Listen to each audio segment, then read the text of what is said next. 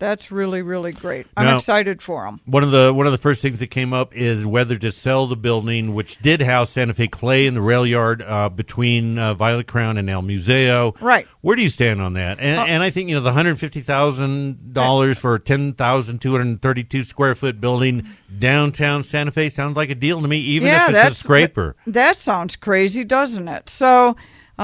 Let's talk about that and not hurry ourselves through it. Let me try to give you a bigger picture, which I've dug into since Wednesday night when I saw that. And so that building housed Santa Fe Clay in the Railyard. Decades. Right. And remember this, the building is owned by the city. So no matter what, there is a lease on the ground. There is a ground lease there, no matter what. So that building in 2010, which was before my time on council, the council said, let's demolish that building, which meant that council essentially assigned a value to that building of 0. By chance, we got a tenant. Remember, it's over 10,000 square feet. You really don't have a lot of tenants looking for that amount of square footage. That's a tough amount of property to rent. But we did get it rented. One of the reasons it did not get demoed is to demo that building would make the building next door to it, Museo, structurally unsound. Okay. They lean on each other? That's pretty much how it goes. So Santa Fe Clay left, and we had another group come in that was interested in renting. Hard to find people that'll take 10,000 square foot, remembering that, okay, Santa Fe Clay was there a long time. That building deteriorated a fair amount during their tenancy. So now you have a building that needs between $350,000 and $400,000 worth of work to even get a certificate of occupancy. That's a lot of money.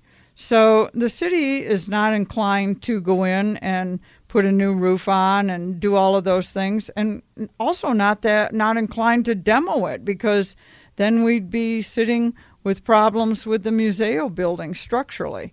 So we're talking of hundreds of thousands of dollars. This group looked at it. They said, well, if we're going to spend that kind of money on it, what would purchasing it be? Right. They said Luna said they couldn't get financing, and they're really good, right, solid young people here in Santa Fe as well. They couldn't get financing just to lease it. Right, because to lease it, remember, you've got a $5,000 ground lease every month, and you'd have to put $350 to $400 right, to bring it up to speed. Right, up to code. And then pay rent. So, the ground lease. So the $150,000 for the building does not include the property? Correct.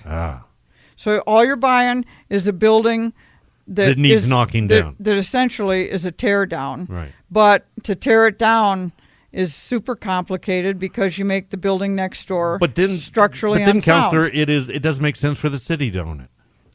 That makes no sense for us to own that building. So this group will come in, give us they did bring a certified appraisal from a local good appraisal company. When I first heard about it, I was like, what, $150,000? I'll buy that. That's what everybody says. Right. But when you really dig into it, it's a pretty big nut to crack.